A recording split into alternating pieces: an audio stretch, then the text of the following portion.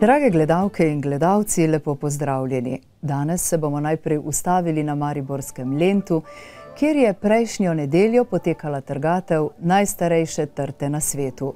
Organizatorji so tako kot vsako leto poskrbeli, da so grozdje modre kavčine obrali po starih štajerskih šegah in navadah. Ob tem opravilu pa jih je kljub nekoliko slabšemu vremenu opazovala množica Mariborčanov in gostov.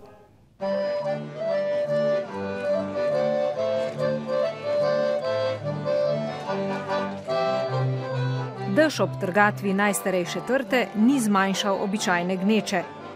Zmeraj pridete? Ja, kada sem malo, navadno sem tu. Vsaj malo pogledati, če drugo ne. Se vam zdi ponudba dovolj pestra? Pa je dovolj, ja, za take izdelke, ko jih imamo zdaj tu. Je kar dovolj, zadovoljni smo, ima kaj za videti, pa zakupiš, je še ne. We asked information, so she said that there's a festival downstairs, so we went here for seeing. Ste rojen Mariborčan, živite pa že koliko let v Avstraliji? Ja, bi rekel nekaj 46 let. Posebnost vaše potomke stare trte je kaj? Posebnost stare trte je ta, da sem jaz prinesel cepič stare trte, katero smo podarili Avstraliji, nazaj v Maribor. In letos imam prvič 5 grozdov na njej, jaz mislim, da to je posebnost, da imamo cepič avstralske stare trte nazaj v Mariboru. Treba je pač negovati tradicijo, ne? Če imamo nekaj tako lepega v Mariboru, je pač treba priti pa pokazati, da ti je kaj za to, ne? Mestni viničar je le nekaj dni pred trgatvijo odstranil liste, ki so grozde ščitili pred premočnim soncem. Naša trta sušo nima prav nobenih težav, kajti njen koreninski sistem je tako razpreden in to sva z mojim predhodnikom, magistrom Zafoštekom, velikokrat razpravljala, najbrž ali pa skoraj zanesljivo se z vodo napaja kar neposredno iz Drave, kar pomeni, da ima kljub suši vode v izobilju. Grozdi so izredno atraktivni, prav lepi so, trta je lepa na pogled. Kakšna bo pa kakovost grozdja oziroma vina letos? No, grozdje je res zelo lepo, vemo, sorta žametna črnina da grozdje, ki je v povprečju težko od 250 do 400 gramov, čeprav smo že imeli primerek, ki je tehtal 1200 gramov in mislim, da na tej najstarejši jih je prešteto 109 in mislim, da je res to tisti optimum, ki ta trta tukaj lahko da. Resnično, če bi obrezovali drugače, bi morda bil še kakšen grozd več, ampak to ni cilj. Naš cilj je vsako leto priti do nekega konstantnega, kakovostnega pridelka. Tudi letos so trgatev brači iz Malečnika pospremili s pesmijo. Sladko vince piti, to me veseli, dobre volje biti svoje živeni, brez vse skrbi, ko me srčno veseli. Malečnik je že 27 let, že beremo staro trto na Lento.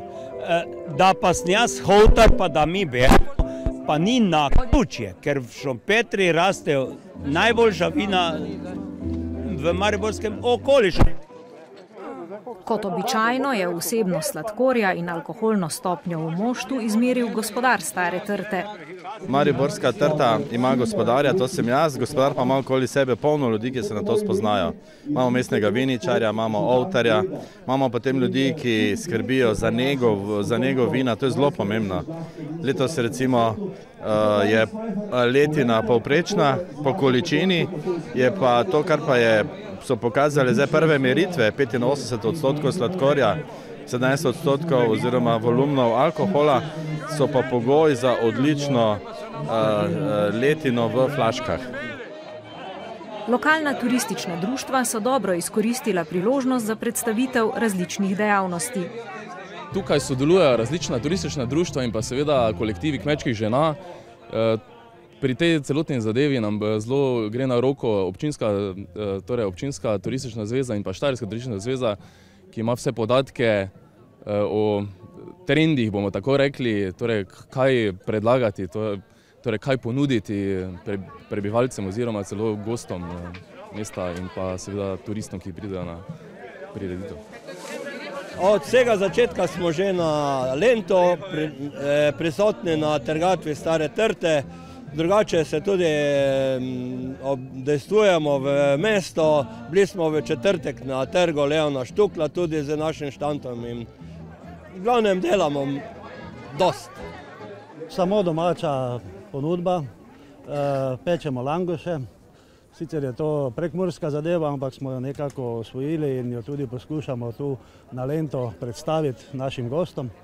Potem imamo tunko, to domače kibelflajš, zaseka, domači mošt, pa tudi vino iz naših kleti, naših vinogradnikov. Sodelujemo približno 4 leta, predstavljamo se pa seveda z domačimi jedmi, z moštom, vinom in pa seveda najbolj ponosni smo pa na najbolj sveže sadje z integrirano pridelavo, ki jo imajo naši kmetijci. Sadni kruh je samo iz sadja, ki raste v Slovenskih goricah, jabolke, hruške, slive, orehe. Po receptih vaših babic in prababic najbrž še. Tako, tako. Mi imamo kar precej članic, okrog 70 in potem pripravljamo te peciva, spečemo, vsaka nekaj speče, ali gibanco, ali potico in potem pripeljamo sem in to z lastnimi prispevki prodamo za društvo. Svojo ponudbo seveda predstavljajo tudi lokalni pridelovalci. O čem Mariborčani bolj povprašujejo, po medu ali likerju? Mislim, da kar vse, med in liker. Glina je ta prvobitni material, iz katerega so se izdelovali posode in tukaj predstavljam predvsem ta del, ki je povezan z vino, ker smo danes vendarle tukaj pri rezu stare vinske trte, najstarejše na svetu. Iz mošta bodo v vinski kleti Fakultete za kmetijstvo in biosistemske vede tudi letos donegovali kakovostno vino modre kavčine. Zaradi velikega zanimanja so v Mariboru donegovali že prvo vino potomk Stare Trte. Načrtujejo vinograd z njenimi potomkami, tako bi prodaja tega doslej predvsem protokolarnega vina postala dostopna vsem, ki bi želeli vino okusiti. Kljub pozornosti, ki ga v Mariboru v času festivala izkazujejo znameniti žametni črnini, pa ni mogoče prezreti, da številni dogodki ne presegajo značaja množične prireditve. Najstarejša trta na svetu ima izjemno simbolično vrednost, ki bi bila lahko temelj za strokovna srečanja z tega področja v času festivala in bi ob primerni promociji privabljala kakovostni vinski turizem v Maribor čez vse leto, ne le v zadnjem septembrskem tednu. Naslednje minute namenjamo rastlinam iz rodu Ambrozija. Nevarne so ljudem, ker povzročajo hude alergije. V kmetijstvu pa zmanjšujejo pridelek zaradi nezadržnega in intenzivnega širjenja.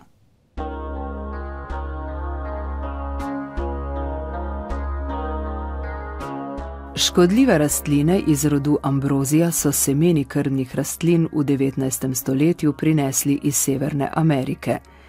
Ambrozija je enoletnica in v jesen odmre. Semena, ki zimo preživijo, kalijo od marca do junija, cvetijo pa od avgusta do septembra.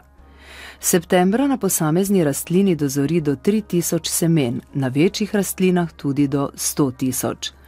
Ob izredno velikem številu semen k hitremu razmnoževanju rastline prispeva tudi velika odpornost semen, ki so kaljiva tudi do 30 let.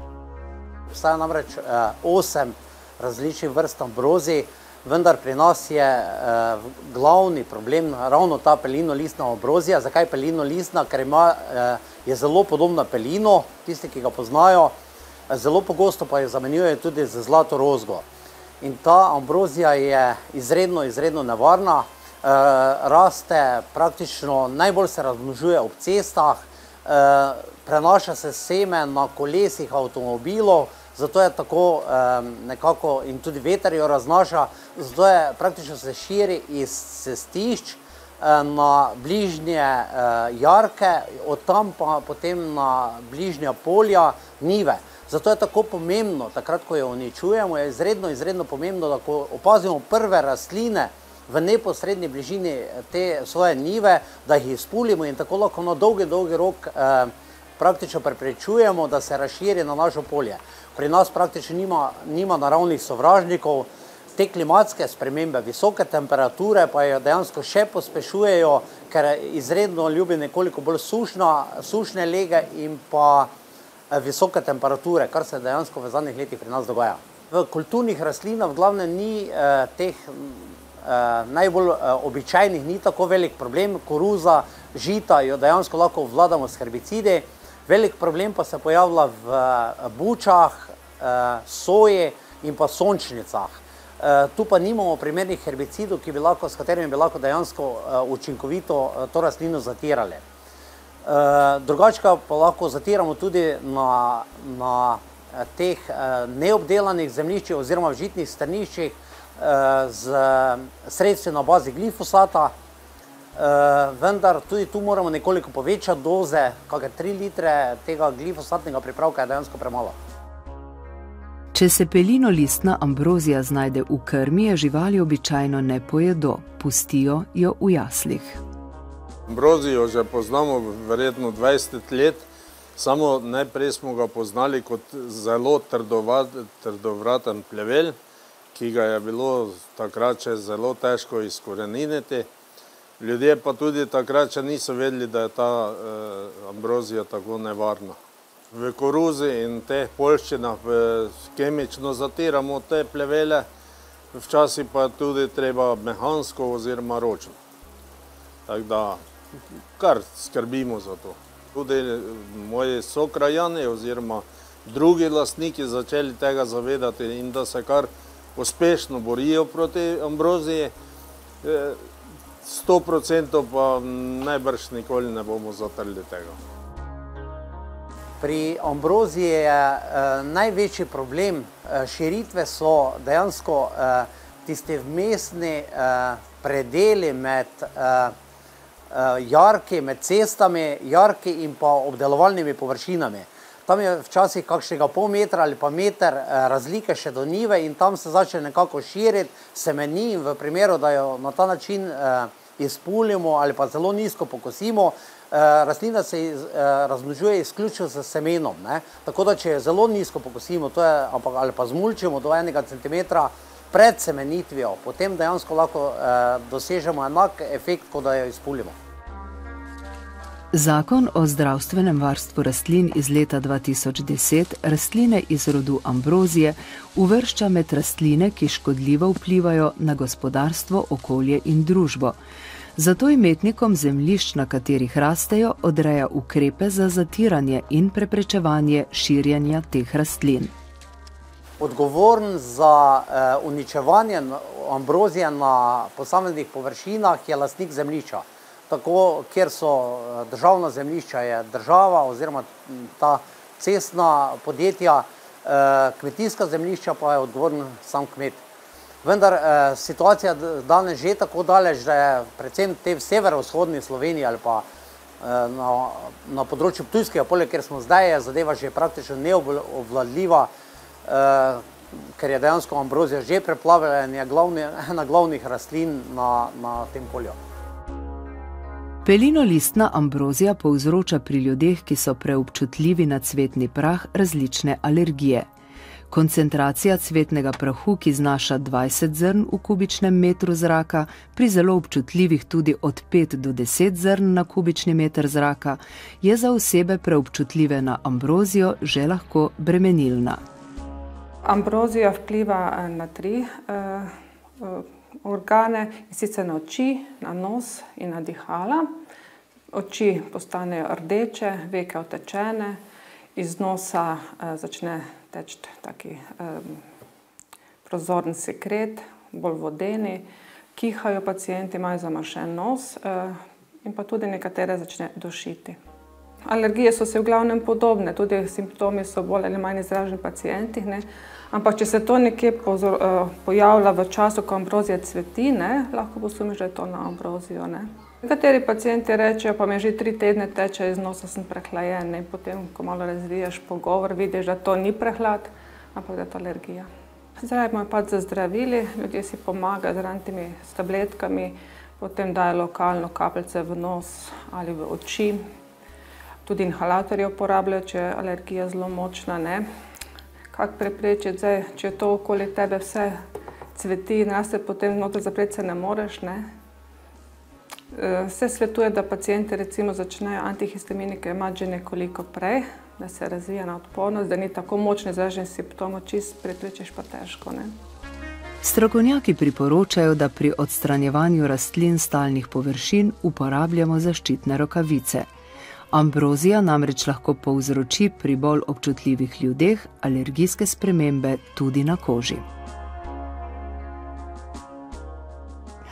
Tudi v naslednjih minutah ostajamo na področju poljedelstva. V studiu se nam je pridružil gospod Ivan Brodnjak z Kmetijsko-gozdarskega zavoda v Ptuju. Lepo pozdravljeni. Lep dober dan.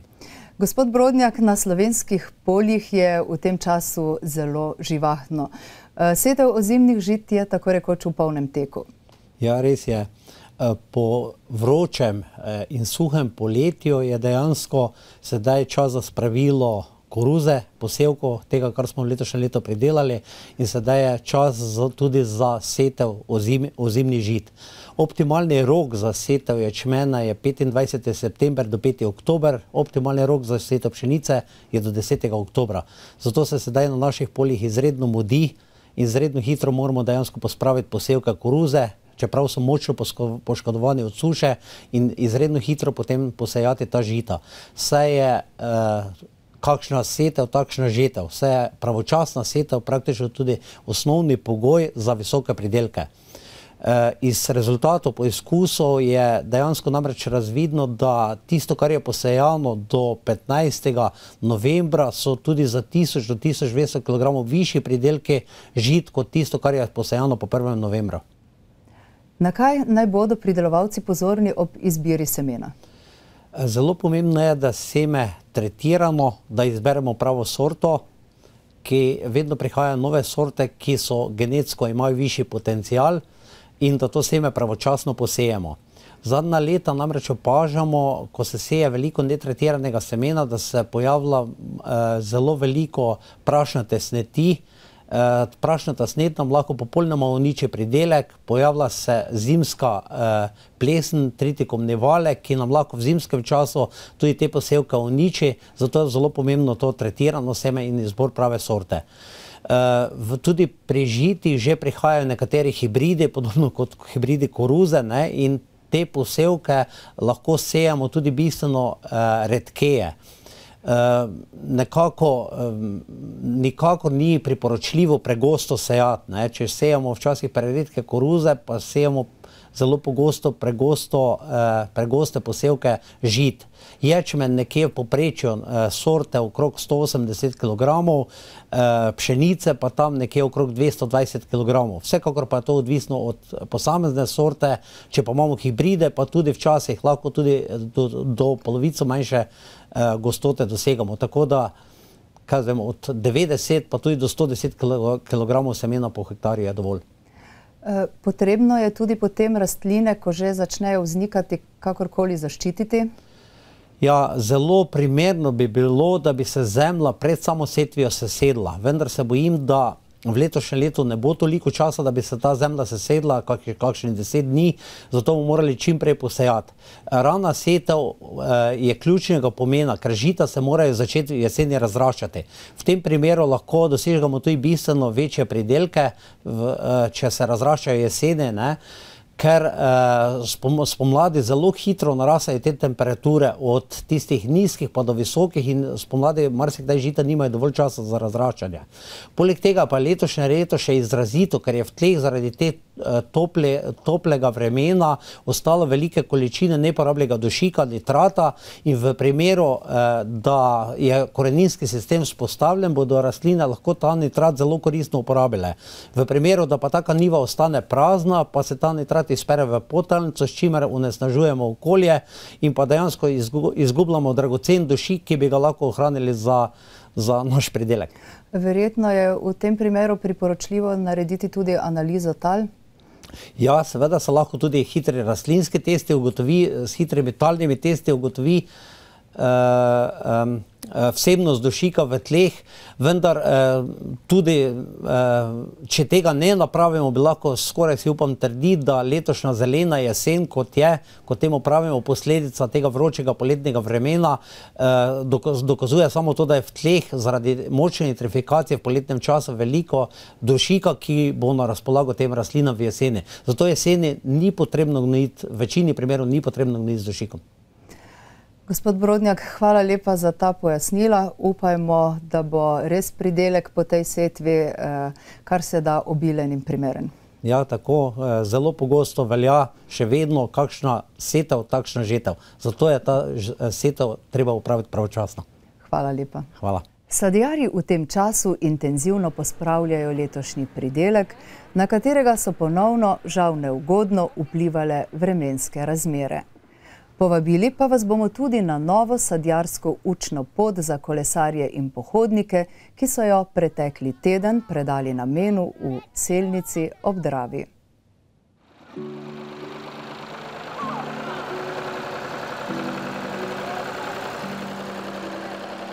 Večje evropske pridelovalke sadja so zadnja leta še intenzivneje kot prej zaščitile pridelke sadja pred neugodnimi vplivi klimatskih sprememb, ki klestijo pridelek sadja in nižajo ekonomsko vitalnost sadjarskih kmetij.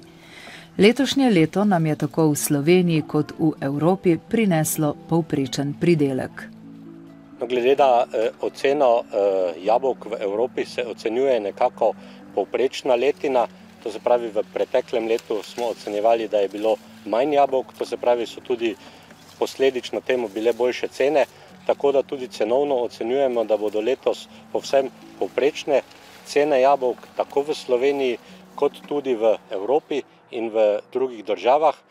Vendar pa, kot smo rekli, moramo upoštevati tudi to, da te večje pridelovalke, kot je Italija, Avstrija, Nemčija, Francija, imajo povsem normalno letino, to se pravi tako po količini kot tudi po kakovosti, medtem ko Poljska pa ima eno izmed boljših letin, ocenjujejo celo na 3,2 milijone ton jabolk v letošnjem letu, vendar pa moramo vedno upoštevati, kakšna bo kakovost in pa seveda koliko jabolk bo prišlo v Evropo iz Poljske in tudi v Slovenijo. Kmetijska zadruga Selnica ob Dravi je znana po intenzivni pridelavi jabolk, ki jih pridelujejo na okoli 50 hektarjih intenzivnih kmetijskih nasadov. Zaradi izredno primerne klimatske lege tukaj pridelana jabolka odlikujeta odlična aroma in okus. Letošnje leto se je tudi zanje pričelo z obilnimi padavinami in zapoznelo pomladjo. Potem kasneje v poletnih mesecih smo doživeli, vsi vemo, tudi velike sušne obdobja. Sedaj je vreme solidno, bomo rekli, ko obiramo sadje, ampak vse skupaj odraz letine je tak, da so jabolke drobnejše, kot bi morale biti. Tudi obiranje je kasnejše, za dobra 2 tedna, tako da bomo verjetno delali kar skoraj do zime, lahko rečemo, z ta poznimi sortami. Je suša vplivala samo na velikost plodu ali jih je tudi kaj poškodovala? Suša je vplivala predvsem na velikost plodov, verjetno je pa posledično tudi slabša notranja kvaliteta plodov, kar se bo odražalo v slabši skladiščni sposobnosti jabolk, tako da lahko pričakujemo v hladilnici malo večji kalo, malo večji izpad pri prebiranju, malo več morda gnjelobe, ker je bilo zdaj v času obiranja, vemo vsi, da je 1-2 močna obdobja tudi deževja. Tako da letos lahko pričakujemo v bistvu vsega po malem. Nekaj dobrega, pa tudi kar dosti slabega. Morali bomo razmišljati o namakalnih sistemih, torej o namakanju jabolk. Mislim, da brez tega v bodoče, če še bo taka obdobja, kot je zdaj, pa lani je že bilo eno obdobje sušnega vremena, mislim, da brez tega več ne bo šlo. Vi imate že kaj zgrajenih namakalnih sistemov? Nimamo še namakalnih sistemov, razmišljamo precej, tudi bojo razpisi na Ministrstvu za kmetijstvo v tej smeri in mislim, da bomo se tudi tu prijavili. da bomo tudi začeli namakati naše nasade.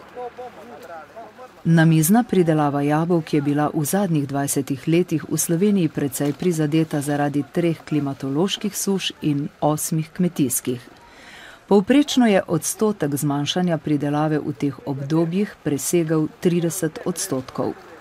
Zato je naš cilj, da v prihodnjem programskem razvojnem obdobju intenzivnega sadjarstva v Sloveniji poskušamo oskrbeti tržne nasade, predvsem jablan, z vodo, saj nekje na 1000 hektarjih, se pravi dobri tretjini vseh intenzivnih nasadov jablan. Gospodarska škoda zaradi škod po toči se je občutno zmanjšala, ravno na račun tega, ker je zadnja generacija nasadov zaščitena aktivno z protitočnimi mrežami, skoraj 960 hektarjev. Tudi tukaj nameravamo nadaljevati z načinom obnove in seveda cilj nam je, da od 2700–2800 hektarjev vseh intenzivnih nasadov jablan več kot polovico nasadov pokrijemo z protitočno mrežo in tudi oskrbimo dodatno z vodo. Letne padavine v Sloveniji v povprečju zadovoljujejo za pridelavo jabolk namizne kakovosti, vendar je v zadnjih 15 letih ta razporeditev zelo nepravilna oziroma moti samo tehnologijo do take mere, kot se je to zgodilo tudi letos, da običajno mokremu obdobju sledi ekstremno sušno obdobje in žal rešitev so samo kvalitetni namakalni sistemi.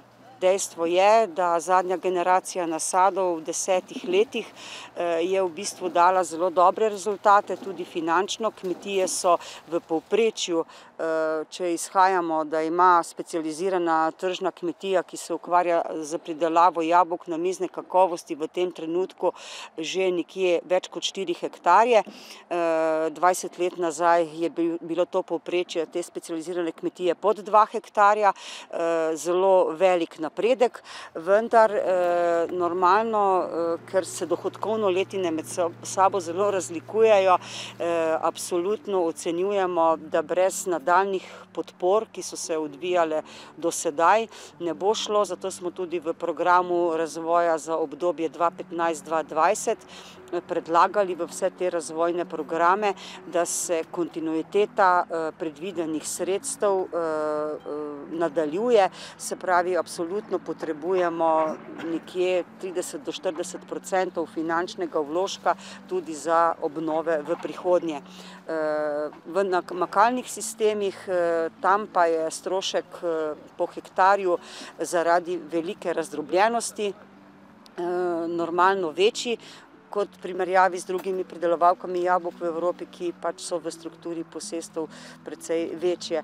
Zato tudi smo predlagali, da bi bila ta podpora vsaj med 60 in 80%. Le tako bomo lahko te nasade kvalitetno opremili z sodobnimi namakalnimi sistemi.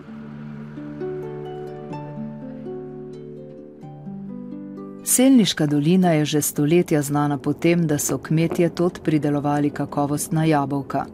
Da bi to tako priljubljeno in zdravo sadno vrsto čim bolj približali domačinom in obiskovalcem, so pripravili in izpeljali mednarodni projekt Sadjarska učna pot za kolesarje in pohodnike.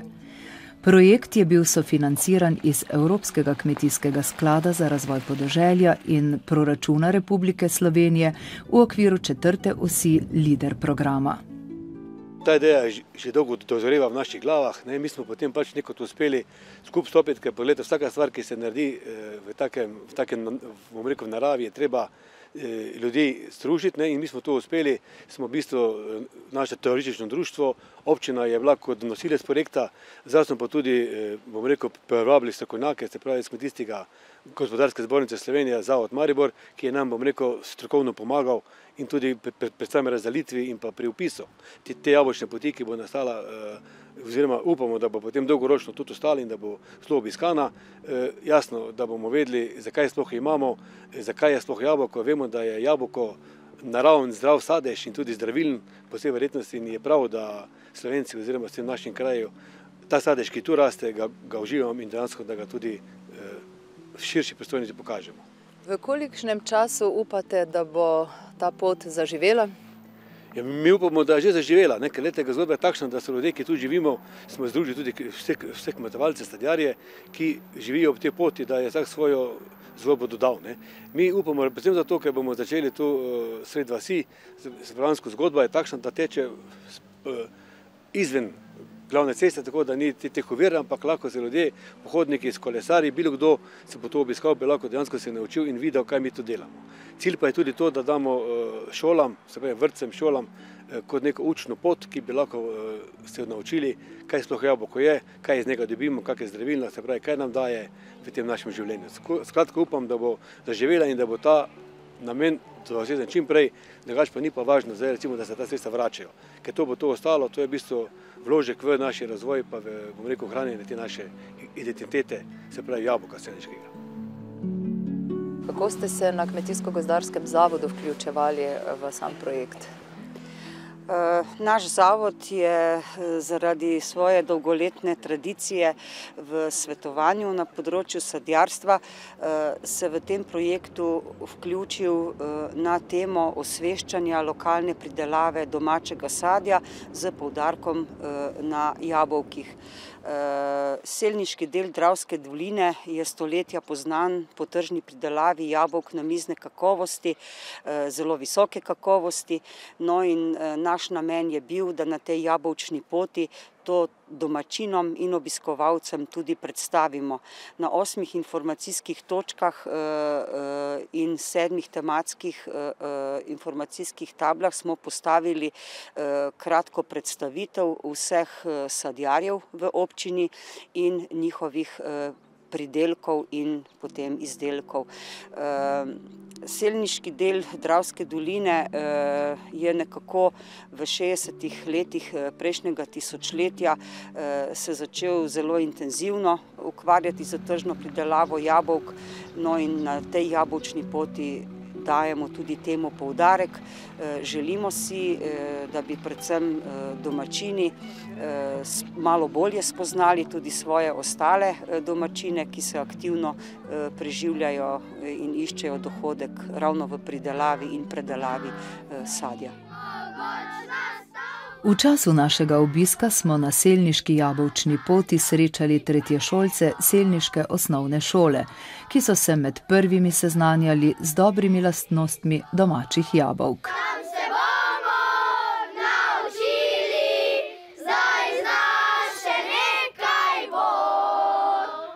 Jaz pa rad jem jabolka, zato ker so dobra, zato ker so sladke. Zato, pa ker imajo veliko vitaminov, pa ker jih rad jem, pa ker so dobre. Jaz jih pojem zaradi tega, ker imajo veliko vitaminov, pa ker so dobra. Mogoče veš, kaj so delali s temi orodji? Ja, soke, pa kis so delali. Mogoče. Dobil sem energije, da lahko grem na Triglav. Ja, jaz pa lahko grem na Mount Everest. Ustavljali smo se na postajah, otrokom razložili namen, cilj vsake table in se posladkali sadjem, zraven pa pili selniško vodo. In kaj ste se danes o jabolkih naučili? Danes smo spoznali različne sorte jabolk, ki jih pridelujejo v selniških plantažah. Spoznali smo pridelovalce sadja v selnici, to smo videli na naši predzadnji tabli, potem o zdravilnih učinkih sadja, jabolka in vse kakšno pesem, ki smo se jo naučili že v šoli, zapeli tudi ob naši poti. Kako otroci sprejemajo taki športni učni dan? Ja, najprej seveda hoja jim ni ravno pri volji, izogibajo se hoje. Najprej so se upirali, ampak potem, ko so na prvi postaji, to je točno tukaj je bila za nas prva postaja, spoznali starine, spoznali kmečka orodja, so bili kar navdušeni. Partner v projektu Selniška jabolčna pot je tudi turistično društvo Selnica ob Dravi. Člani društva so aktivno sodelovali pri realizaciji projekta. Naša naloga je bila, da uredimo zemljišče za postavitev kozolca in da pod kozolec pripeljemo, zberemo vso opremo, ki jo uporabljamo pri stiskanju jabolk oziroma pri prešanju. Tako smo z nesebično pomočjo Selničanov to zbirko zbrali in jo postavili. Mislim, da gre tu zahvala vsem, ki so to pomagali narediti.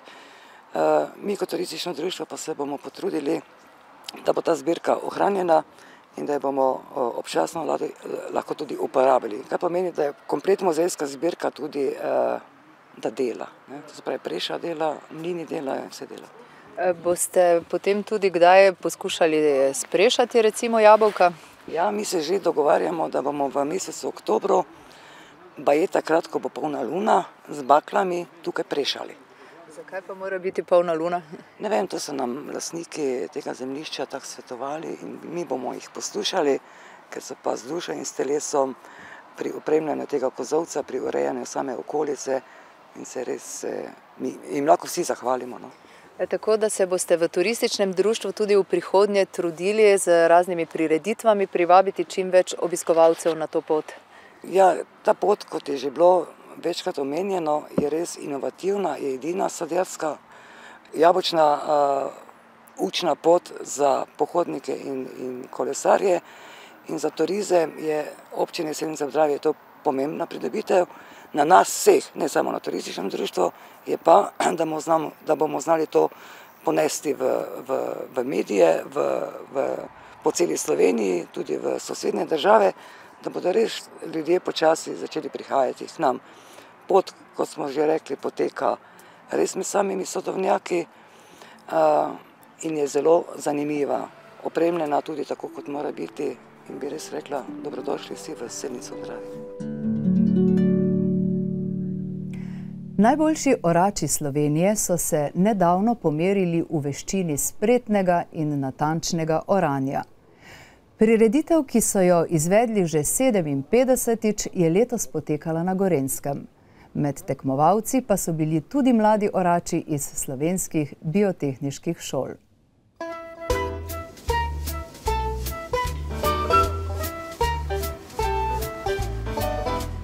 Na državnem tekmovanju so se pomerile ekipe iz vse Slovenije v dveh disciplinah, v oranju strnišča in v oranju ledine. Sodniki so, kot je običajno, ocenjevali orače v dveh skupinah glede na vrsto pluga. Kaj je najpomembnejše, odločilnega pomena pri tem tekmovanju, recimo za zmago? Ja, prvo vsem, ko je najpomembneje pri vseh teh kriterijih je sama ravnina. Ravnina brazd, ravnina razora, ravnina sendviča in pa izenačenost brazd teh, da v bistvu so vse iste. Kako dolgo ste vadili za to tekmovanje? Letos sem se pripravil nekje en teden za državno prvenstvo in pa nekaj dni še za regijsko, ker sem sodeloval na Dolenjskem. Imate že kaj odličij za teh tekmovanj? Omenili ste, da ste se udeležili tudi svetovnega tekmovanja? Ja, iz državnih tekmovanj imam drugo mesto in pa tretje. Iz svetovnega imam pa 11. mesto na ledini od 32 tekmovalcev. Dogajanje so zbrano spremljali dijaki biotehniških šolskih centrov, pa tudi naključni obiskovalci. Doma orjete? Tudi. In kaj vas najbolj pritegne pri teh tekmovanjih? Kaj je recimo drugače kot pa pri delu, pri oranju doma? Je, ker je veliko traktorjev, pa tako bolj natančen delajo. Moraš biti zelo miren, pa ko moraš naravnost orati, težko je. Zdaj že dolgo let nisem oral, sem pa že oral. Jaz sem še prej, ko smo še s konjem orali, to je bilo leta, ne vem, tam nekje 60 ali pa še malo prej, smo pa s konjem orali, ja, smo delali. S traktorjem sem pa bil malo oral. Tako da vem pa, kako je treba, kaj je treba in tako naprej. V nekaterih evropskih državah, predvsem v Avstriji, Franciji, na Irskem in v skandinavskih državah, tekmovalne orače podpirajo z izdatnimi donacijami, tekmovalne ekipe izvajajo treninge in čeprav domači tekmovalci s težavo zberejo že sredstva za udeležbo na takšnih tekmovanjih, dosegajo kljub temu dobre uvrstitve. Sem recimo že večkratni državni prvak. Ravno letos je 10 let, kar sem tukaj prvič zmagal v Lakočeh, tako da lepi spomini na ta kraj. Tako upam, da bo se kaj ponovilo na obletnico nazaj. Kako pa ocenjujete ta svetovna tekmovanja? Je to bistveno drugače ali pravzaprav je tekmovanje, le da se tam dlje časa pripravljajo na tiste tekmovanja? Svetovno tekmovanje je le še večji izziv. Tam recimo nekatere ekipe so posebno zdaj, ko smo bili v Kanadi, kjer sem jaz zasedel 4. mesto. Naprimer, Avstrijci so bili en mesec prej gor, so toliko časa bili prej, toliko časa prej zaorali. Vsak tekmovalec ima enega ali dva trenerja. Jaz dejansko trenerja nimam. Prišli smo gor in tako, kar samo treniran, tako da se že potem si handicap in so določene države, ki dajo veliko več na poudarek na to, ko pri nas recimo je pa postransko. Ni tak recimo namen, kot je recimo na Irskem, na tistih državah, kadar je oranje, to je kot kmečki praznik res. Najboljši orači se udeležujejo svetovnih tekmovanj že od leta 1962. Prav tako pa na svetovnih ocenjevanjih sodelujejo nekateri sodniki iz Slovenije. Tekmuje se po enakih pravilih na svetovnih in pa na državnem tekmovanju. Bolj kot ne tudi za enako opremo, predvsem ena znamka plugov je prisotna skoraj 90% tako na svetovnih kot na enaka tudi na slovenskih tekmovanjih. Dejstvo pa je, da seveda različen pristop je do tega dela. Nekateri, predvsem anglosaksonske države, pa tudi sosedje Avstrijci, se ta ekipa, katera je namenjena oziroma se pripravlja na svetovno tekmovanje oračev, veliko časa temu posvetijo. Na priprave na samo lokacijo svetovnega pridejo lahko tudi mesec, dva pred tekmovanjem. V tistem okolju, ambientu si pripravljajo opremo, pripravljajo pluge, tekmujejo oziroma privajajo se na talne razmere, medtem ko seveda ene take države, kot smo tudi Slovenija, se tega seveda ne moremo privoščiti.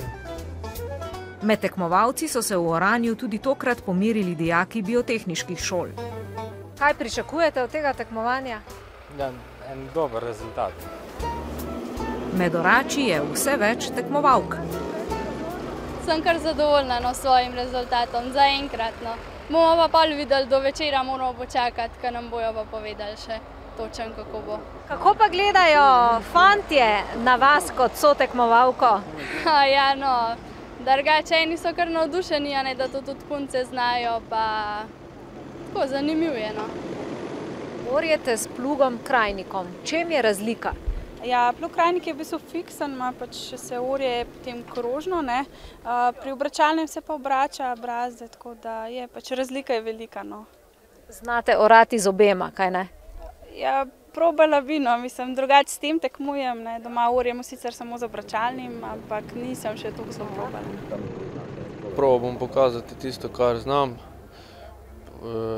drugače pa nimam nekih visokih zastavljenih ciljev. Najbolj probam uživati v tem oranju.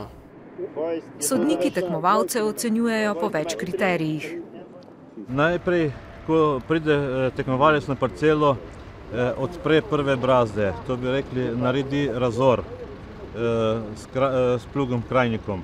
Z obračalnim plugom pa naredi samo eno brazdo, tako da poreže in da gre se pol naslednja brazda naslanja na to. Ko odpre prve brazde, smo rekli razor, mora biti prvič zelo ravno, mora biti spodrezano in potem, ko to zapre, naredi krono.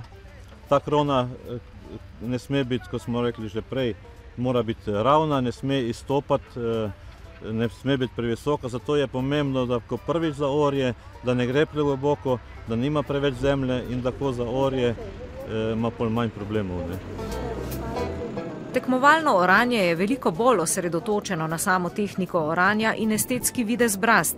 Kljub nekaterim sodobnim pomislekom o pomenu oranja je glavnina kmetijskih strokovnjakov še zmeraj prepričana, da je oranje zelo pomembno.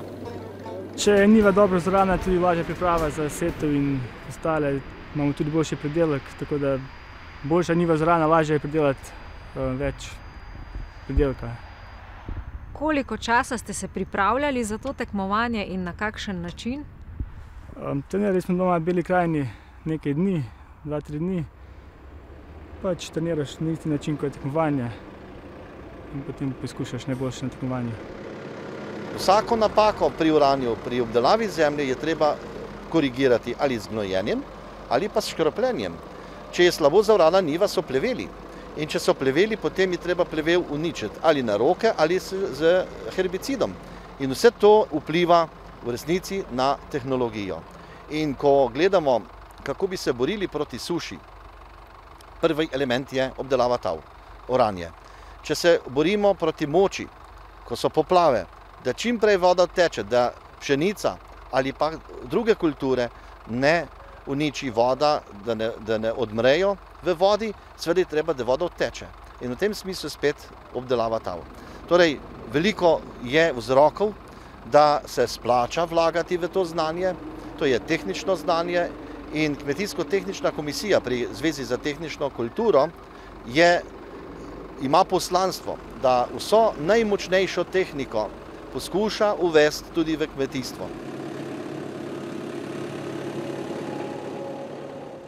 Spoštovane gledalke in gledalci, to je vse, kar smo vam v mariborskem uredništvu oddaje Ljudje in zemlja pripravili za danes. Lep preostanek dneva in uspešen delovni teden vam želim.